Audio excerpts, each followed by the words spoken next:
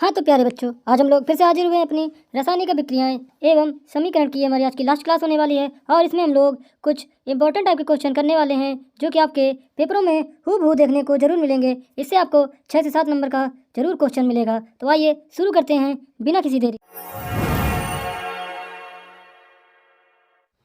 हाँ तो बच्चों, आज ही हमारी रासायनिक अभिक्रियाएं एवं समीकरण की जो क्लास हो रही है उसमें कि हम लोग ये कुछ इंपॉर्टेंट अभिक्रियाएं एवं उनके समीकरण पढ़ लेंगे। तो आइए शुरू करते हैं आज की हमारी पहली अभिक्रिया, जिसमें बोला गया है कि द्विविस्थापन अभिक्रिया किसे कहते हैं।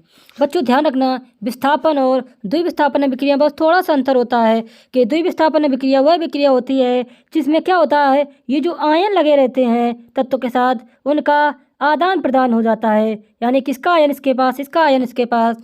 तो परिभाषा बन जाती है कि वह अभिक्रिया जिसमें आयनों का आदान प्रदान होता है, ऐसी अभिक्रिया को हम लोग द्विविस्थापन अभिक्रिया बोलते हैं। बच्चों ध्यान दीजिएगा कि द्विविस्थापन अभिक्रिया क्या होती है। तो आप बता सकते हैं कि BaCl2 और CuSO4 यानी कि बेरियम क्लोराइड और कॉपर सल्फेट का जब विलयन को मिलाया गया तो हमें क्या मिला, तो हमें बेरियम सल्फेट मिला और क्या मिला, कॉपर क्लोराइड मिले। क्या मिले बच्चों, यानी कि देख सकते हैं यहाँ पे आयनों का क्या हो रहा है, आयनों का आदान प्रदान हो रहा है, इसका आयन इसके पास, इसका आयन इसके पास। ओके बच्चों, नेक्स्ट अभिक्रिया जो है उसे बोला है उपचयन और अपचयन अभिक्रिया क्या होती है बच्चों। तो ध्यान देना बच्चों, उपचयन अपचयन अभिक्रिया में सिंपल सा उदाहरण है कि जब उपचयन अभिक्रिया होगी बच्चों, कौन सी, जब बात होगी उपचयन अभिक्रिया की तो उसमें क्या होता है, ऑक्सीजन का योग होता है और हाइड्रोजन का हमारा निष्कासन होता है। ऐसी अभिक्रिया हमारी उपचयन अभिक्रिया कहलाती है। और बच्चों अपचयन अभिक्रिया में हाइड्रोजन का क्या हो रहा होता है, यहाँ पे अपचयन अभिक्रिया में हाइड्रोजन का योग हो रहा होता है अथवा ऑक्सीजन का निष्कासन हो रहा होता है। ऐसी अभिक्रिया हमारी कौन सी अभिक्रिया कहलाती हैं, अपचयन अभिक्रिया कहलाती हैं। इसी को हम लोग रेडॉक्स अभिक्रिया भी बोलते हैं बच्चों, यानी कि जब उपचयन और अपचयन अभिक्रिया दोनों एक साथ चल रही होती हैं, यानी कि ये जो दोनों अभिक्रियाएं बच्चों आपको दिख रही हैं, कौन कौन सी, उपचयन और अपचयन अभिक्रिया जो दोनों साथ साथ चल रही होती हैं, तो ऐसी अभिक्रिया को हम लोग रेडॉक्स अभिक्रिया भी बोलते हैं। इसकी रासायनिक समीकरण आप लोग याद कर लीजिएगा, हो सके तो इसका स्क्रीनशॉट लेके रख लीजिए, क्योंकि ये अभिक्रियाएं आपको आपके पेपर में बहुत बहुत हेल्पफुल होने वाली है। यानी कि इसको हम लोग इम्पोर्टेंट में रख सकते हैं कि जरूर किसी एक 5 में से सॉरी कोई एक ना एक अभिक्रिया आपको जरूर पूछी जाएगी। तो ध्यान दीजिएगा, ये क्या है, कॉपर को किसके साथ, ऑक्सीजन के साथ जब पिला गया तो क्या बन गया, कॉपर ऑक्साइड बन गया। क्या बन गया, कॉपर ऑक्साइड, यानी कि काला कलर बन गया। क्या ओके बच्चों, नेक्स्ट अभिक्रिया की तरफ बढ़े बच्चों। तो ध्यान देना, अपघटन अभिक्रिया। बच्चों इसी को हम लोग क्या बोलते हैं, इसी अभिक्रिया को बच्चों ध्यान देना अगर आप, तो इसी को हम लोग वियोजन अभिक्रिया भी बोलते हैं बच्चों। ध्यान देना, इसी को हम लोग वियोजन अभिक्रिया बोलते हैं। यानी कि जब कोई एक पदार्थ, कितना बच्चों, जब कोई एक पदार्थ दो या दो से अधिक पदार्थों में क्या हो जाता है, टूट जाता है बच्चों, ऐसी अभिक्रिया अपघटन अभिक्रिया कहलाती है बच्चों। ध्यान से देखना कि जब वियोजन अभिक्रिया और अपघटन अभिक्रिया में कोई एक पदार्थ दिख रहा है ना, एक पदार्थ दो या दो से अधिक पदार्थों में टूट जाता है बच्चों, ऐसी अभिक्रिया हमारी वियोजन अभिक्रिया कहलाती है। और इसका सूत्र हो जाएगा, रासायनिक समीकरण हो जाएगा 2FeSO4, यानी कि क्या हो जाएगा, आयरन सल्फेट को जब क्रिया कराई गई यानी कि गर्म किया गया। अपघटन का मतलब होता है किसी चीज़ को गर्म कर देना।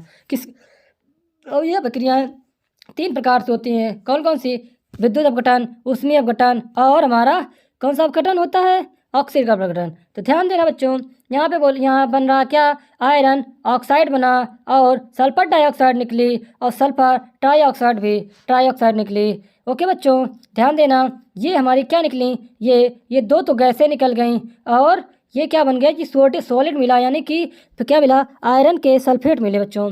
ध्यान देना। ओके बच्चों, नेक्स्ट चलते हैं दूसरी अभिक्रिया की तरफ हम ध्यान दें, विस्थापन अभिक्रिया। बच्चों अभी ऊपर हम लोगों ने पढ़ी थी कौन सी, द्विविस्थापन अभिक्रिया, और ये है हमारी कौन सी, विस्थापन अभिक्रिया। अब बच्चों ध्यान देना, विस्थापन अभिक्रिया में क्या होता है, कोई कम सक्रिय तत्व, बच्चों ध्यान देना, कम सक्रिय तत्व क्या करता है, अधिक सक्रिय तत्व से विस्थापित हो जाता है।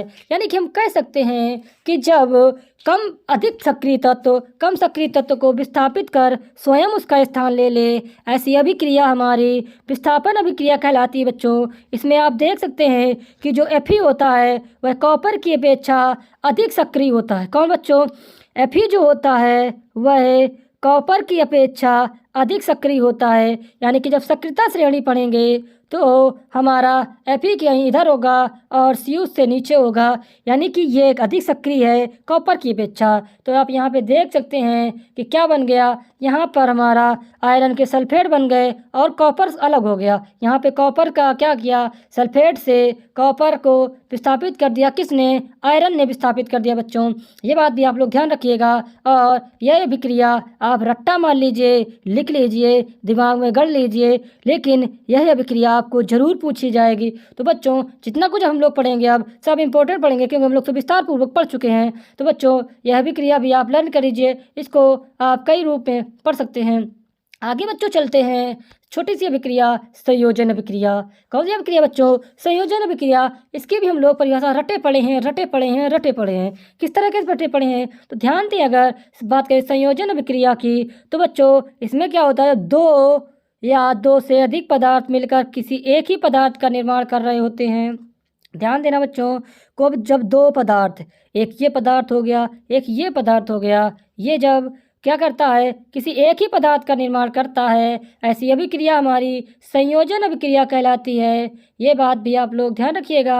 यानी कि कह सकते हैं संयोजन अभिक्रिया वह अभिक्रिया होती है जिसमें दो तत्व मिलकर एक तत्व का निर्माण करते हैं। बच्चों ध्यान देना, क्या दो तत्व मिलकर कितना तत्व बनाते हैं? एक तत्व बनाते हैं बच्चों। कितना? एक तत्व बनाते हैं। ऐसी अभिक्रिया हमारी संयोजन अभिक्रिया कहलाती है बच्चों।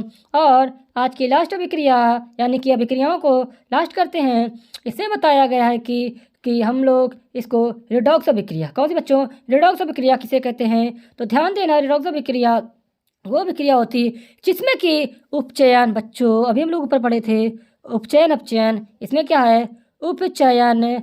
और बच्चों दूसरी कौन सी होती है हमारी? अपचयन अभिक्रिया। क्या होती है बच्चों? उपचयन और अपचयन अभिक्रिया साथ साथ चल रही होती हैं। ध्यान दें अगर हम लोग, तो ये जो रिडॉक्स अभिक्रिया होती है उसमें उपचयन अभिक्रिया और अपचयन अभिक्रिया दोनों साथ साथ चल रही होती हैं। जैसा कि आप लोग यहाँ पे देख सकते हैं कि यहाँ पे हाइड्रोजन का योग भी हो रहा है, ऑक्सीजन का निष्कासन भी हो रहा है इस अभिक्रिया में। ध्यान से देखो साफ से कि क्या हो रहा है, इस अभिक्रिया में हाइड्रोजन का योग भी हो रहा है और ऑक्सीजन का निष्कासन भी हो रहा है। ऐसी अभिक्रिया को ही हम लोग रिडॉक्स अभिक्रिया बोलते हैं बच्चों। तो बच्चों अब अगर हम बात करें दो महत्वपूर्ण यानी कि इम्पोर्टेंट, जिसको आप बोलते हैं दो इम्पोर्टेंट अभिक्रियाओं या फिर इम्पोर्टेंट परिवर्तनों को, तो बच्चों ध्यान देना, एक तो हमारा संक्षारण हो जाता है और दूसरा हमारा विकृत गंधिता हो जाता है। ध्यान दें, या तो संक्षारण या तो विकृत गंधिता, दो में से आपको एक जरूर पूछेगा। और मैं एक आपको अच्छी बात बताऊं कि विकृत गंधिता जो था वह हमारे 10th के एग्जाम में मुझे भी पूछा गया था। तो बच्चों ये दोनों टिप्पणियों में से एक जरूर आपसे पूछी जाएगी। तो अगर ध्यान से देखें आप, तो संक्षारण क्या होता है, तो बच्चों पढ़ना, वह अभिक्रिया जिसमें धातु नमी वायु से धीरे धीरे अभिक्रिया के द्वारा नष्ट होती है, ऐसी का संक्षारण कहलाता है। यानी कि क्या धातु की नमी, जिसमें धातु की नमी से और वायु से, मतलब वायुमंडल में उपस्थित वायु के द्वारा धीरे धीरे अभिक्रिया के द्वारा नष्ट होती जाती है, संक्षारण कहलाती है। समानता यह एक विनाशकारी प्रक्रम है, यानी कि इससे धातु क्या हो जाती है, नष्ट हो जाती है। इसे रोकना आवश्यक होता है। आपसे पूछेगा संक्षारण कैसे रोक सकते हैं, तो बच्चों संक्षारण को रोकने के लिए हम उन पे लेपन का कार्य करते हैं। क्या करते हैं? लेपन का कार्य करते हैं। आपसे पूछा जा सकता है कि लेपन कौन सी विधि है, तो बता सकते हैं कि धातुओं को, बच्चों किसको,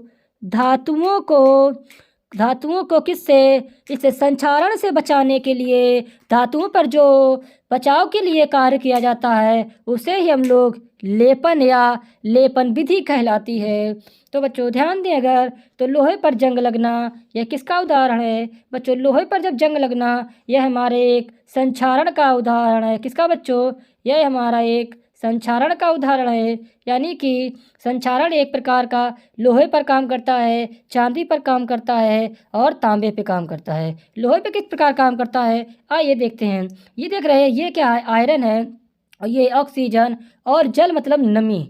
यहाँ पे जल का रूप है मतलब नमी। जो वायुमंडल में, वायु में हमारे नमी होती है, वही नमी क्या करती है, लोहे में एक जंग का रूप देती है। आपने देखा होगा कि जब हम लोग सरिया लाते हैं तो वह कुछ ब्लैक कलर की होती है, लेकिन धीरे धीरे वह भूरे रंग की होने लगती है। इसी को हम लोग संक्षारण कहते हैं और इसकी कुछ रासायनिक समीकरण उसका कुछ इस प्रकार हो जाता है।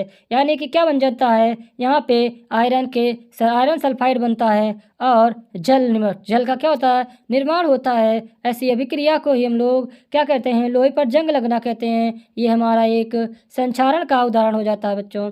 आगे बात करें अगर चांदी की, चांदी का काला होना, जंग का भूरा होना, लोहे का भूरा होना और चांदी का काली होना। आपने अक्सर देखा होगा कि चांदी कभी कभी काली पड़ जाती है। तो बच्चों वो भी एक प्रकार का हमारा किसका, वो भी वही बच्चों संक्षारण का ही उदाहरण है। किसका, ये भी एक संक्षारण का उदाहरण है। यानी कि ये हमारी चांदी है और ये क्या है, H2S। क्या है, H2S मतलब हाइड्रोजन सल्फेट। क्या है, हाइड्रोजन सल्फाइड है और ये क्या बना लेता है, ये हमारा Ag सल्फेट और हाइड्रोजन गैस निष्कासित करता है। और इस प्रकार से यह अभिक्रिया किसको, चांदी को क्या कर देती है, काला कर देती है। यानी कि चांदी पर क्या हो जाती है, चांदी पर Ag सल्फेट की एक परत चढ़ जाती है। आगे बात करें बच्चों, ध्यान देना कि संक्षारण के लिए आवश्यक दशाएं निम्न हैं। केवल 2 दशाएं होती, कौन कौन सी, वायु की उपस्थिति और जल की उपस्थिति। यही दो मिलके लोहे, किसकी, लोहे और चांदी और हमारा क्या, तांबा जो होता है, इसके क्या करते हैं, वाट लगा देते हैं। सिर्फ ये वायु की उपस्थिति और जल मिलके इन तीनों का क्या कर देता है, वाट लगा के रख देता है। इसको कोई पूछने वाला नहीं होता और हम लोग कहते हैं कि इसमें जंग लग गई है। अब अगर हम बात करें विकृत गंधिता की, अभी हम लोग संक्षारण की बात कर चुके हैं, अब हम बात करेंगे विकृत गंधिता की। तो ध्यान देना बच्चों कि खाद्य पदार्थों में उपस्थित तेल, वसा के उपचयन के कारण खाद्य पदार्थों के स्वाद और गंध बदल जाती है। यानी कि हम जो सब्जी होती है, रोटियां होती है, गर्मियों में 4 बजे 5 बजे तक क्या हो जाती है, अगर फ्रिज में ना रखें तो उनसे एक अलग तरह की स्मेल आने लगती है। यही प्रक्रिया हमारी विकृत गंधिता कहलाती है। क्या कहलाती है, विकृत गंधिता कहलाती है।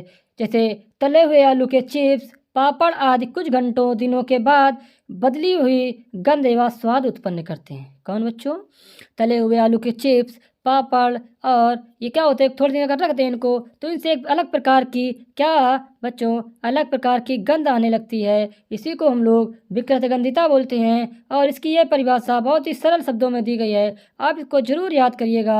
आगे देखें अगर बच्चों विकृत गंधिता में, तो विकृत गंधिता के लिए क्या आवश्यक है, पूछेगा कौन कौन सी दशाएं इसके लिए उपयुक्त हैं। संक्षारण में जल और वायु उपस्थित होती है। इसमें क्या होता है, भोज्य पदार्थों में तेल वसा में पकने के बाद अधिक समय तक बिना उचित संक्षारण के भंडारित करना। मतलब इनको जब तेल में तल के या पका के हम लोग अधिक समय तक रखे रहें तो क्या करते हैं। तो ध्यान दें अगर बच्चों, इसको रोकने के लिए हम लोग निम्न उपाय कर सकते हैं। उनको रोकने के लिए वायुरोधी बर्तनों में खाद्य पदार्थों का रखना। वायुरोधी मतलब जिसके अंदर वायु अंदर ना जा सके। पके भोजन को कम ताप पर ढक कर रखना। कम ताप मतलब 20-30 डिग्री पर रखना। आलू के चिप्स जैसे भोज्य पदार्थों को किसी कम क्रियाशील गैस जैसे नाइट्रोजन के साथ पैकेट में भरना। यानी कि जो हमारे कुरकुरे आते हैं, टेढ़े मेढ़े बिंगो, टेढ़े मेढ़े क्या होते हैं ये कुरकुरे, इनमें आपने देखा होगा उसका पैकेट कुछ ऐसा होता है, फूला फूला। यानी कि इसके अंदर हमारी नाइट्रोजन गैस ही भरी होती है, जो कि इसको काफ़ी दिनों तक शुद्ध और खाने योग्य बनाए रखने के लिए भरी जाती है। आगे देखें अगर, तो सीधी सूर्य की रोशनी से भोज्य पदार्थों और पके भोजन को बचाना। मतलब डायरेक्ट इसमें हमारी जो सूर्य का प्रकाश होता है इसको ना पड़ने दिया जाए अगर, तो भी हम क्या कर सकते हैं, अपने भोज्य पदार्थों को अधिक समय तक रख सकते हैं। या फिर भोज्य पदार्थों में प्रतिऑक्सी कारक मिलाना चाहिए, जैसे BHA का फुल फॉर्म होता है बच्चों ब्यूटिलीकृत हाइड्रोक्सी एनिसॉल या BHAT ब्यूटिलीकृत हाइड्रोक्सी टाइलुइन। ये क्या होते हैं, बच्चों ये एक प्रकार के केमिकल्स होते हैं जिनको यदि खाने में मिला दिया जाए तो हमारा खाना काफ़ी दिनों तक स्टोर करने योग्य हो जाता है, यानी कि उसमें कोई खराबी नहीं आती है, किसी प्रकार गंध नहीं आती है, इसको हम लोग कभी भी खा सकते हैं। आगे बात करें बच्चों अगर तो ध्यान से देखना बच्चों, इसमें पूछा गया है निम्नलिखित रासायनिक समीकरणों को संतुलित कीजिए। समीकरणों को क्या करना है बच्चों, इसमें हमें संतुलित करना है। तो बच्चों ये आपके लिए इसका एक क्वेश्चन तो आपके पेपरों में ज़रूर देखने को मिलेगा, क्योंकि हर बार पूछा जाता है बच्चों। तो ध्यान से देखें अगर हम, तो इसमें क्या बोला गया है कि ये जो अभिक्रिया है इसको संतुलित करना है। संतुलित करना जानते हैं कि हम इसमें जो तत्व दिए गए हैं पहले उनकी गिनती करते हैं। यहाँ पे हमें 6 कार्बन दिए गए हैं, 12 हाइड्रोजन दिए गए हैं, 6 ऑक्सीजन ये दिए गए और 2 ऑक्सीजन ये दिए गए हैं। यानी कि ऑक्सीजन को अगर देखें तो यहाँ पे 8 होने वाली हैं, हाइड्रोजन की संख्या देखें तो यहाँ पे 12 होने वाली है और कार्बन की संख्या देखें तो यहाँ पे 2 होने वाली है बच्चों। कितनी हो जाएगी? कार्बन की संख्या यहाँ पे 2 हो जाएगी। तो बच्चों अब इधर देखें कि क्या ये हमें मिल रही है कि नहीं मिल रही है। तो बच्चों यहाँ पे कार्बन देखें तो यहाँ पे कार्बन हमें 1 दिख रहा है, यानी कि इसको हमें क्या करना पड़ेगा, इसको हमें 6 बनाना पड़ेगा, यानी कि C6, यानी कि 6 कार्बन हो गए। इस हिसाब से हमें यहाँ पे ऑक्सीजन कितने देखने को मिल रहे हैं, ऑक्सीजन देख रहे सकते हैं यहाँ 2 6 2 8 और 1 9 मिल रहे हैं। यहाँ पे 6 2 8 मिल रहे हैं। तो इसको क्या करेंगे, इसको संतुलित करने के लिए हाइड्रोजन कितने मिल रहा है, यहाँ पे हमें 12 हाइड्रोजन है, पर यहाँ पे हमें कितने दिख रहे हैं, यहाँ पे हमें 2 ही हाइड्रोजन दिख रहे हैं, यानी कि यहाँ पे भी हम क्या करें 6 लगाते हैं। तो अब यहाँ पे 2 लगा दें। तो बच्चों अब हम अगर देखें तो यह अभिक्रिया हमारी संतुलित हो चुकी है, जो कुछ इस प्रकार दिखाई दे रही है। देखना कि C6 यानी कि कार्बन 6 हो चुके हैं। अब बात करें ऑक्सीजन की, तो ऑक्सीजन हमारे 2 2 4 और 4 6 4 10 हो रहे हैं। यहाँ पे अगर ऑक्सीजन देखें तो 6 2 8 और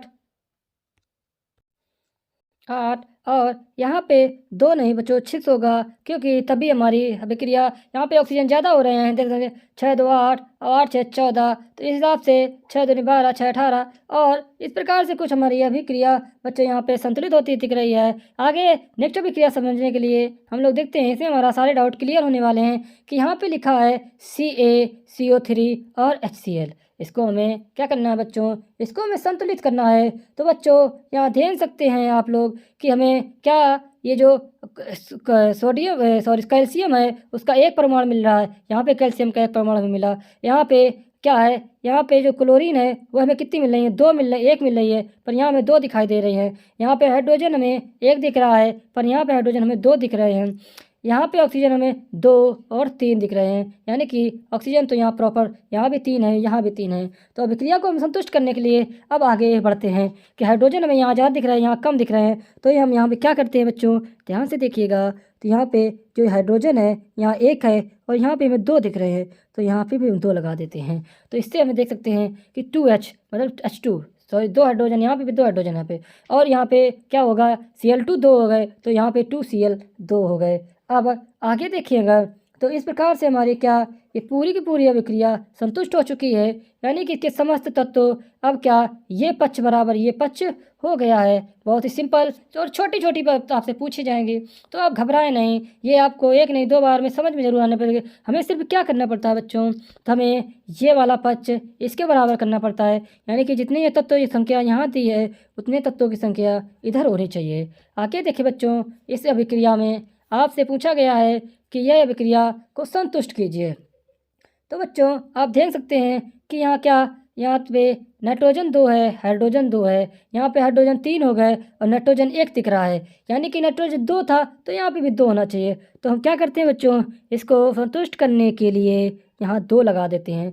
अब 2 नाइट्रोजन हो गए और 2 क्या हो गए हमारे हाइड्रोजन, 3 6 हो गए, पर यहाँ पे हमें कम दिख रहे हैं। तो यहाँ पे क्या करते हैं हम लोग 3 लगा देते हैं, और कुछ इस प्रकार से हमारी 3 2 6 और यहाँ पे 2 3 6 माने 6 हाइड्रोजन और 2 नाइट्रोजन, और कुछ इस प्रकार से ये भी अभिक्रिया हमारी संतुष्ट हो गई।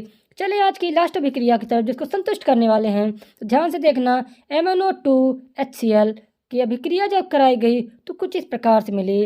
अब हमें ये नहीं समझ में आ रहा कि इसको संतुष्ट कैसे करें। तो बच्चों, हमने आपको एक रामबाण दिया है और आपको बताया है कि आप किस प्रकार संतुष्ट कर सकते हैं। इसमें हम लोग काउंट करते हैं कि कितने तत्वों ने संख्या में कितना दिख रहा है, यानी कि इधर कितने हैं, इधर कितने हैं। हम लोग कम नहीं कर सकते, बराबर करने की कोशिश करेंगे।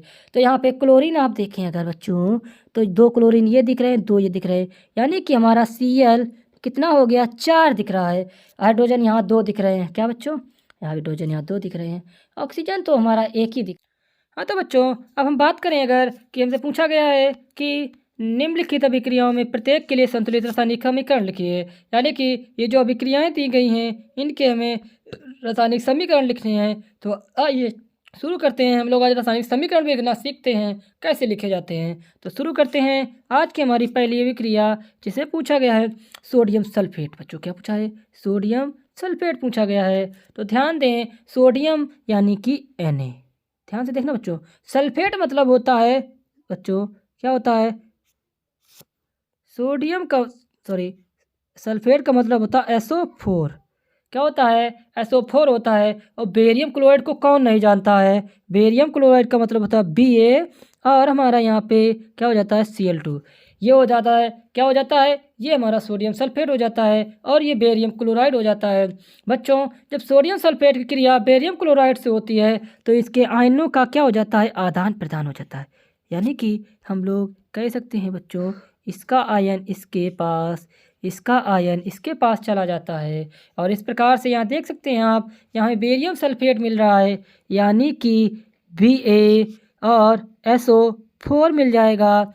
और आगे बात करें अगर बच्चों कि हमने थोड़ा सा गलत कर दिया कि हमें यहाँ पे काट दिया, तो ये निकल नहीं, दोबारा लिखेंगे SO4 और बेरियम को लिखेंगे Ba, क्या लिखें, BaCl2। जब इसकी अभिक्रिया कराई गई बच्चों, तो यहाँ पे आप देख सकते हैं कि आयनों का क्या हो रहा है, आयनों का आदान प्रदान हो गया, बेरियम सल्फेट बना, यानी कि BaSO4 मिला, BaSO4 मिला बच्चों। और हमारा क्या मिला, और हमारा क्या मिला, सोडियम के क्लोराइड मिल गए बच्चों। बस इतना सिंपल सी ये प्रकार की हमारी द्विविस्थापन अभिक्रिया भी हो गई। आगे बात करें बच्चों दूसरी अभिक्रिया, जिसमें पूछा गया है मरकरी ऑक्साइड। कौन सा बच्चों, मर्क्यूरी ऑक्साइड की जब अभिक्रिया कराई गई तो किसमें बदल गया, मरकरी में बदल गया और हमारे किसमें, ऑक्सीजन में बदल गया। तो बच्चों ध्यान से देखना, जब मरकरी ऑक्साइड को किसने, मरकरी ऑक्साइड यानी कि बच्चों 2Hg, O का मतलब ऑक्सीजन, Hg का मतलब होता है मरक्यूरी। क्या होता है, मरकरी, मरकराना, मर्क्यूरी, मरकराई। और देखा कि क्या हुआ, उष्मा, जब इसको मरकरी ऑक्साइड को उष्मा दी गई तो इसमें क्या हो गया, हमारा जो Hg था, क्या था बच्चों, Hg, यानी कि देख सकते हैं कि जो हमारा Hg था वह अलग हो गया और ऑक्सीजन हमारी अलग अलग हो गई। इस प्रकार से यह अभिक्रिया भी हमारी पूरी होती दिख रही है। आगे बात करें बच्चों, अगर हम ध्यान से देखना कि जिंक, किसको बच्चों, जिंक और सल्फ्यूरिक अम्ल कितना फेवरेट, यानी कि हमारा सबसे फेवरेट अम्ल है। सल्फ्यूरिक अम्ल की जब अभिक्रिया हुई तो जिंक सल्फेट मिले और क्या मिला, यहाँ पे हमें हाइड्रोजन मिलेगा। कैसे मिलता है, आइए शुरू करते हैं। देखना, जिंक मतलब सिर्फ जिंक बोला है तो Zn हो जाएगा, क्या हो जाएगा, Zn हो जाएगा। सल्फ्यूरिक अम्ल का फॉर्मूला कौन नहीं जानता, तो बच्चों ध्यान रखना, सल्फ्यूरिक अम्ल का फॉर्मूला होता है H2SO4। H2SO4 ये हमारा क्या होता है, सल्फ्यूरिक अम्ल का फॉर्मूला होता है। और जब इसकी अभिक्रिया कराई जाती है तो कुछ इस प्रकार होता है, किस प्रकार, इस प्रकार होता है कि हमारा यहाँ पे कौन सी अभिक्रिया हो जाती है बच्चों, विस्थापन अभिक्रिया हो जाती है। कौन सी अभिक्रिया होती दिख रही है बच्चों, यहाँ पे हमारी विस्थापन अभिक्रिया दिख रही है।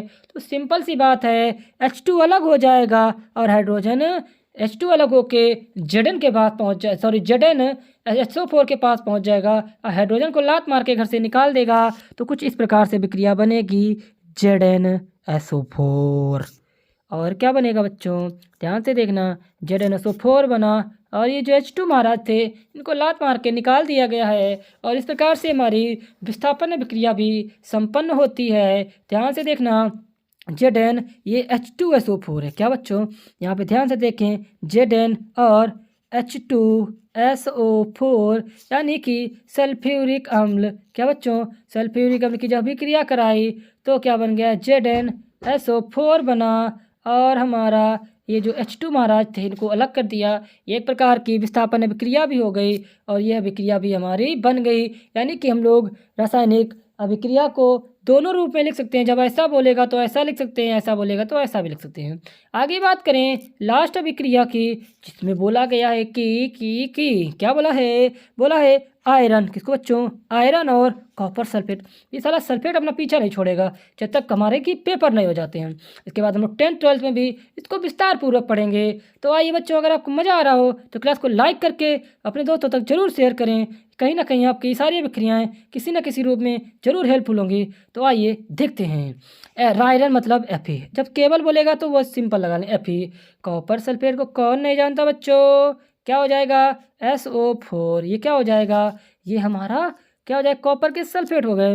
अब जब अभिक्रिया करी बच्चों, क्या करी, अभिक्रिया करी, तो बच्चों ध्यान से देखना, जो आयरन होता है कॉपर के अपेक्षा क्या अधिक क्रियाशील होता है, यानी कि अधिक क्या होता है, क्रियाशील होता है। तो कॉपर को क्या करेगा, ये लात मार के बाहर कर देगा। कैसे बाहर करेगा, लात मार के जब बाहर करेगा तो यहाँ पे हमारा FeSO4 बनेगा। क्या बनेगा बच्चों, FeSO4 बनेगा। और अलग क्या हो जाएगा, जो अलग होंगे वो हमारे श्री श्री 108 कॉपर महाराज जी होंगे, जिनको ये आयरन क्या करेगा, अलग कर देगा और स्वयं उसका स्थान ले लेगा। आजकल बच्चों ध्यान देना, जो ताकतवर है चलती उसी की है और अभिक्रियाएं भी उसी को दर्शा रही हैं कि जो ताकतवर उसी की चले। पूछा है कि ये जो अभिक्रिया FeCO4, Fe2SO4, FeSO4 और कॉपर में अभिकारक और उत्पाद के नाम बताने हैं। तो बच्चों ऐसा भी क्वेश्चन आपसे पूछा सकता है। तो ध्यान देना, इसको हम लोग फेरस बोलते हैं। क्या बच्चों बोलते हैं, इसको हम लोग फेरस बोलते हैं। यानी कि Fe को क्या बोलेंगे, ये हमारा फेरस बोलेंगे। इसको कॉपर सल्फेट बोलेंगे। क्या बोलेंगे इसको बच्चों हम लोग कॉपर सल्फेट बोल देते हैं। क्या बोल देते हैं, इसको हम लोग कॉपर सल्फेट बोल देते हैं। ध्यान से देखना बच्चों, क्या बोलेंगे इसको हम लोग कॉपर सल्फेट बोल देते हैं। तो हम लोग कह सकते हैं कि ये जो पार्ट दिया है फेरस और कॉपर सल्फेट का, इसको हम लोग अभिकारक बोलेंगे। क्या बोलेंगे, इसको हम लोग क्या बोलेंगे, अभिकारक बोलेंगे बच्चों। और ये जो फेरस सल्फेट और कॉपर दिया गया है इसको हम लोग बच्चों उत्पाद बोलते हैं। क्या बोलते हैं, इसको हम लोग उत्पाद बोलते हैं। ये हमारा अभिकारक हो जाएगा। और ये जो है, ये जो पार्ट दिया है बच्चों, ध्यान से देखना, जो ये पार्ट दिया गया है, ये जो नीले कलर में दिया गया है, ये हमारा क्या हो जाएगा, ये हमारा उत्पाद हो जाएगा। क्या हो जाएगा बच्चों, ये हमारा उत्पाद हो जाएगा। और आगे बात करें बच्चों, अगर पूछा गया है ऊष्मीय अपघटन अभिक्रिया का एक उदाहरण दीजिए केवल अभिक्रिया का समीकरण देके। कौन सा ऊष्मीय अपघटन का उदाहरण देना है बच्चों। तो देखते हैं बच्चों, इसका उदाहरण किस प्रकार हो सकता है। तो क्या हो जाता है, ऊष्मीय अपघटन अभिक्रिया का एक उदाहरण दीजिए, केवल समीकरण बताना है बच्चों। क्या बताना है, केवल समीकरण बताना है। तो बच्चों ध्यान देना, इसका समीकरण हो जाता है जो हमारा कैल्शियम कार्बोनेट को जब क्या किया जाता है, गर्म किया जाता है। किसको बच्चों, ध्यान देना, जब हम लोग कैल्शियम कार्बोनेट की बात कर रहे होंगे, यानी कि CaCO3 की बात कर रहे होंगे, तो इसको क्या कहते हैं, ऊष्मा दी जाती है, यानी कि गर्म किया जाता है। ऊष्मा देना मतलब गर्म करना।